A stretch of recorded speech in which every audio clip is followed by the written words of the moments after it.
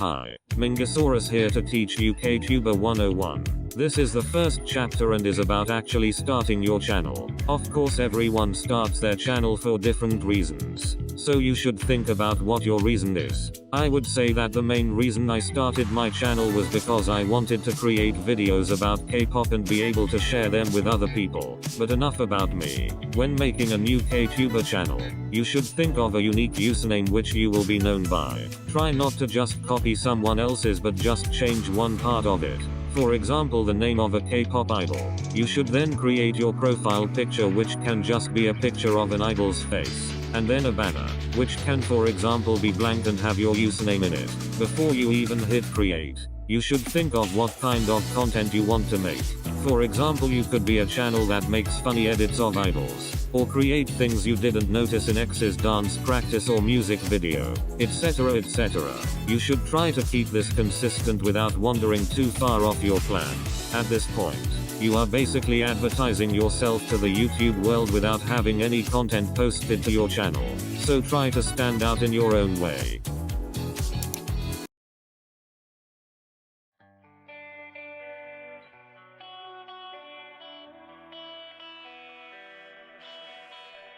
Chapter 2. My number one tip for making content is to stay consistent. One of the first things I made for my channel was my intro, and well, it was something. An intro can be as simple as a few clips of your favorite idols along with an instrumental of your favorite song, though I will say that you should try to avoid your intro getting copyrighted. It doesn't make sense for your intro to copyright strike every single other video that you then make. These should also not be too short or too long. I would say around 15 to 20 seconds is what I would recommend. Then there's making outros. These honestly can be extremely simple yet can also be as complex as your intro, but don't make them too long. The main thing is to recommend your other videos at the end of whichever video your viewer is currently watching. You don't even have to make these intros or outros yourself. You can easily just type it into YouTube and find an intro that you like which someone has made with the intention of letting other people use it. Or there are also occasions where other tubers will take requests and will make an intro/outro for you. But I would suggest making your intro yourself, as this helps you to stand out from other K-tubers. If you make your intro and outro have a certain aesthetic, you can then continue this into your video, which helps to make it all look more cohesive. Having a channel theme isn't the most important thing, but can be more appealing to potential viewers.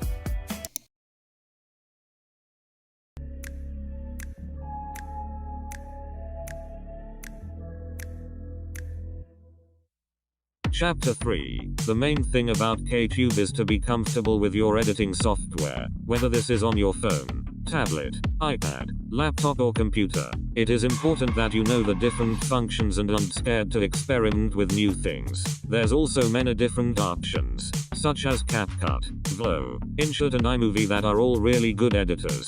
When you first start, this is the time where it's all good to experiment with your editing style freely until you find what works for you. Of course, it's okay to get inspired by other Ktubers that you have seen.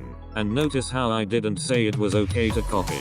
That's because just copying doesn't necessarily work out the best for you.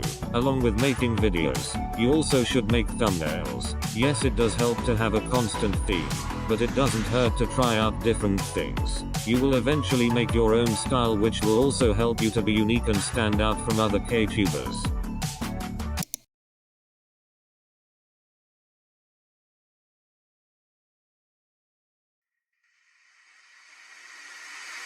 Chapter 4. I honestly think that at times Ktubers disregard how important the description is for helping to get your video into the algorithm. That is what we all want, to get into the algorithm. This can be done through using tags and also the words you type into your description. However, we don't want nor need your entire life story under each video. So remember to keep it simple and sum up the things that your viewers would want to know. You should make sure that you appear friendly to whoever may click on your video and decides to read the description. This alone could convince them to subscribe to your channel. Going back to tags, you don't need millions. Just a few. If you have ever noticed that the first 3 hashtags are the main ones that put you into the algorithm. But don't go putting random tags that are irrelevant to your content. For example, if I made a video about 17, I wouldn't put BTS into my tags. It's all about finding the right balance, which will soon come to you if it hasn't already.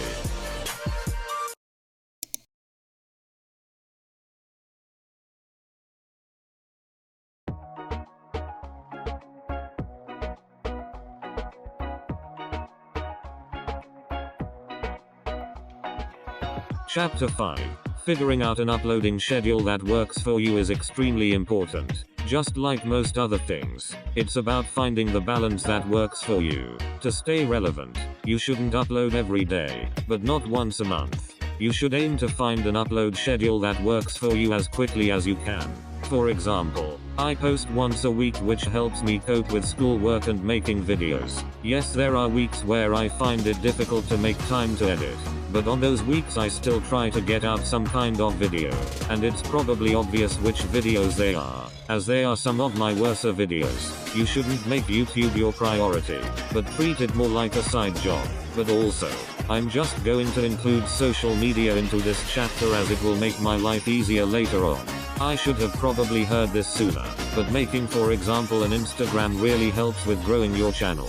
I'm not saying that you need to upload every day to become famous on Instagram to then gain a bunch of subscribers, but rather use it to help promote your channel further. For example, I also use Instagram to plan out any collabs that I do, as it's just easiest for me. But just like everything else, it's about finding what works for you.